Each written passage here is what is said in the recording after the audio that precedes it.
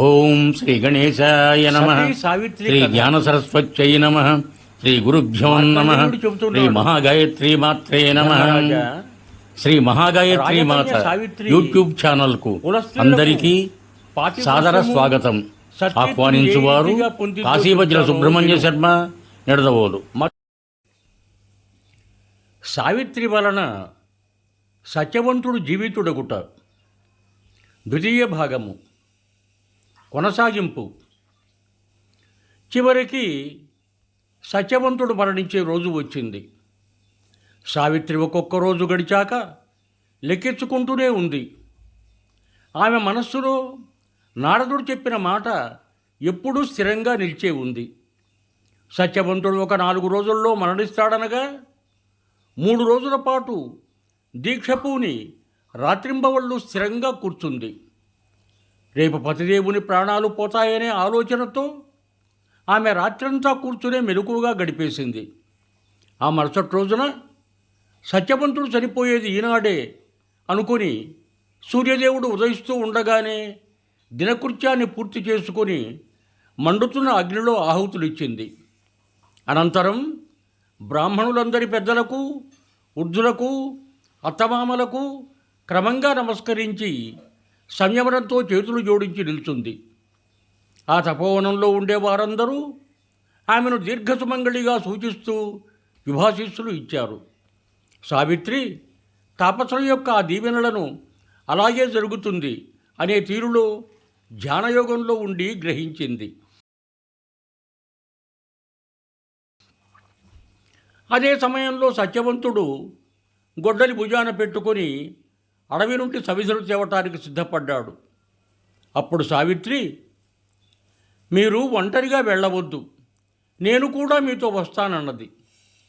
సత్యవంతుడు, ప్రియా, నీవు ఇంతకు ముందు ఎన్నడూ అడవికి వెళ్ళిన దానవు కావు. దారి చాలా కఠినంగా ఉంటుంది. ఉపవాసాల కారణంగా నీవు నీరసంగా ఉన్నావు. ఈ ఎగుడు దిగుడు మార్గంలో నీవు ఎలా నడవగలవు అని వారించాడు. సావిత్రి, ఉపవాసాల కారణంగా నాకు ఎలాంటి నీరసం కానీ అలసట కానీ లేదు. నడవటానికి నాకు చాలా ఉత్సాహంగా ఉంది. కాబట్టి నన్ను ఆపకండి అని సమాధానం ఇచ్చింది. సత్యవంతుడు, నీకు నడవటానికి ఉత్సాహంగా ఉంటే నీవు కోరినట్లు చేయటానికి నేను సిద్ధంగా ఉన్నాను. కానీ నీవు అమ్మానాన్నల వద్ద కూడా అనుమతి తీసుకో అన్నాడు. సావిత్రి తన అత్తమామలకు నమస్కరించి, నా స్వామి ఫలాలు మొదలైనవి తేవటానికి అడవికి వెళ్తున్నారు. మీరు అనుమతిస్తే ఈరోజు నేను కూడా వారితో వెళ్దామనుకుంటున్నాను. జుమత్సేనుడు తండ్రి కన్యాదానం చేసి సావిత్రిని కోడలుగా చేసి వెళ్ళాక ఆమె ఈ ఆశ్రమంలోనే ఉంటూ వచ్చింది. అప్పటి నుండి ఆమె ఏ విషయంలో కూడా నన్ను దేని గురించి యాచించినట్టు నాకు గుర్తులేదు. కాబట్టి నాయన, జాగ్రత్తగా చూసుకో అని చెప్పాడు. ఈ రీతిగా అత్తమామల అనుమతిని పొంది సావిత్రి తన భర్తతో బయలుదేరింది. ఆమె పైకి నవ్వుతున్నట్లుగానే ఉంది కానీ అంతర్గతంగా ఆమె హృదయంలో దుఃఖ జ్వాలలు ఎగిసిపడుతున్నాయి. సత్యవంతుడు మొదట తన భార్యతో కలిసి పండ్లు ఏరి ఒక బుట్ట నిండా నింపాడు. తర్వాత కట్టెలు కొట్టసాగాడు. కట్టెలు కొడుతుండగా అలసట వలన అతనికి చెమట పట్టింది. ఆ కారణంగానే తలనొప్పి వచ్చింది.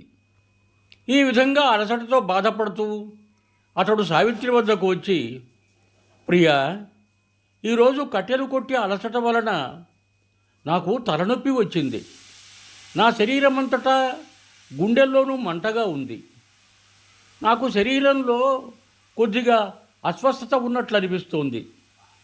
నా తలలో సూదులతో రంధ్రాలు చేస్తున్నట్లు అనిపిస్తోంది.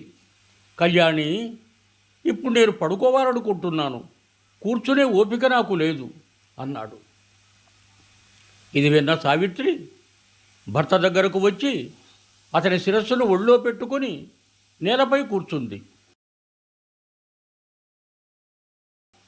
ఆమె నారదుని మాటలను గుర్తు తెచ్చుకొని ఆ రోజు ఆ క్షణం ఆ ముహూర్తం గురించి ఆలోచిస్తూ ఉండిపోయింది. ఇంతలోకే ఆమెకు అక్కడ ఒక పురుషుడు కనిపించాడు. అతడు ఎర్రని వస్త్రాలు ధరించి తల మీద కిరీటంతో అత్యంత ప్రకాశంతో ఉండటం వలన మూర్తీభవించిన సూర్యునిలా ఉన్నాడు. అతని శరీరం నల్లగా అందంగా ఉంది. కన్నులు మాత్రం ఎర్రగా ఉన్నాయి. చేతిలో పాశం ఉంది.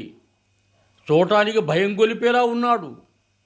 అతడు సత్యవంతుడి దగ్గర నిలిచి అతని వైపే చూడసాగాడు. అతన్ని చూడగానే సావిత్రి ధైర్యంగా భర్త శిరస్సును నేలపై ఉంచి వెంటనే లేచి నిలబడింది. ఆమె హృదయం తడతడ కొట్టుకోసాగింది. ఆమె మిక్కిలి ఆర్తురాలై చేతులు జోడించి, మీరు ఎవరో దేవతలై ఉంటారని నాకు తెలుసు. ఎందుకంటే మీ శరీరం మనుష్య శరీరంలా లేదు. మీకు ఇష్టమైతే మీరు ఎవరో ఏమి చేయాలనుకుంటున్నారో చెప్పండి అని అడిగింది.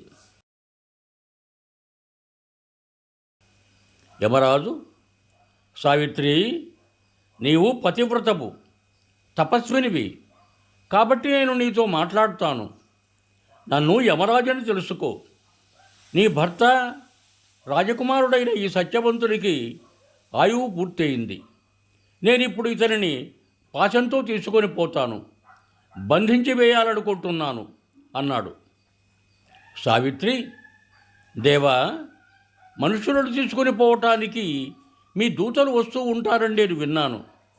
మరి మీరు ఇక్కడికి స్వయంగా ఎలా విచ్చేశారు అని ప్రశ్నించింది.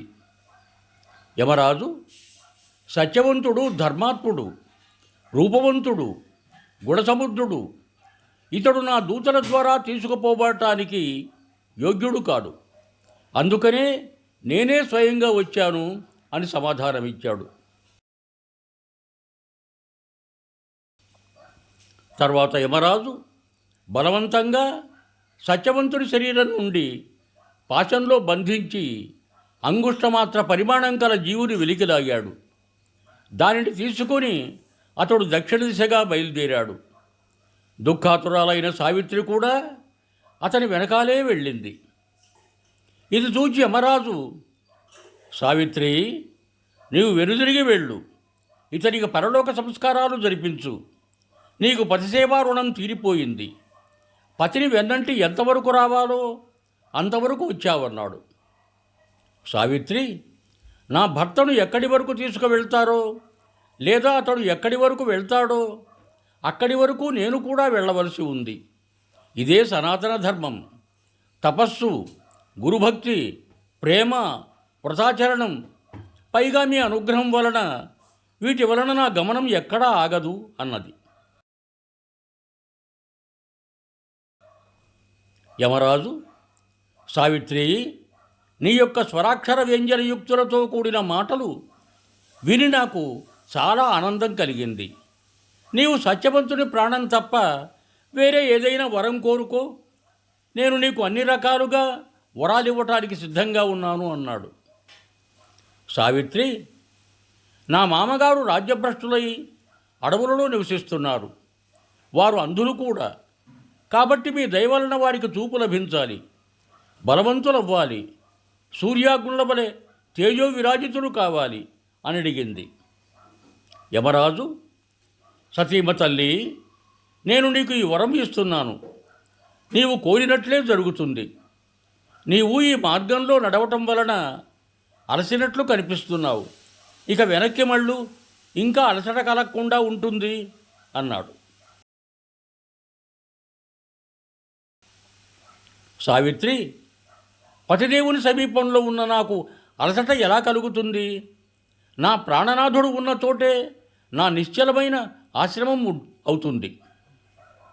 యముడు, జుమచ్చేన మహారాజు వెంటనే తన రాజ్యం తాను స్వయంగా పొందుతాడు. అతడు ధర్మం ఎన్నడూ విడువడు. ఇక నీ కోరిక తీరింది కనుక తిరిగి వెళ్ళు, అనవసరంగా శ్రమపడకు అన్నాడు. సావిత్రి, దేవా, ఈ సమస్త ప్రజలను మీరు నియమంతో శాసిస్తున్నారు. వారిని నియమిస్తూనే వారికి అభీష్ట ఫలాలు ప్రసాదిస్తున్నారు. కనుకనే మీరు యముడనే పేరుతో ప్రసిద్ధులయ్యారు. కాబట్టి నేను చెప్పేది వినండి. త్రికరణ శుద్ధిగా సమస్త ప్రాణులకు మేలు చేయటం, అందరిపై దయ చూపటం, దానం చెయ్యటం ఇవి సత్పురుషులు పాటించే సనాతన ధర్మం. ప్రాయికంగా అన్ని లోకాలు ఇలాగే ఉంటాయి. మానవులందరూ తమ తమ శక్తిని అనుసరించి మృదువుగానే ప్రవర్తిస్తారు. కానీ సత్పురుషులైన వారు మాత్రం తమకు వద్దకు వచ్చిన శత్రువులపై కూడా దయ చూపుతారు అన్నది. సశేషం యువం భూయాత్. సర్వే జనా సుఖినో భవంతు. ధన్యవాదములు. మీకు నా ఈ వీడియో నచ్చినట్లయితే దయచేసి ఒక లైక్ కొట్టి మీ బంధుమిత్రులకు కూడా నా ఈ వీడియోను షేర్ చేయగలరు. అదేవిధంగా నా ఛానల్ శ్రీ మహాగాయత్రి మాత యూట్యూబ్ ఛానల్ను సబ్స్క్రైబ్ చేయ ప్రార్థన. మరొక్క మారు ధన్యవాదములతో భవదీయుడు కాశీవజ్ర సుబ్రహ్మణ్య శర్మ, నిడదవోలు, తూర్పుగోదావరి జిల్లా.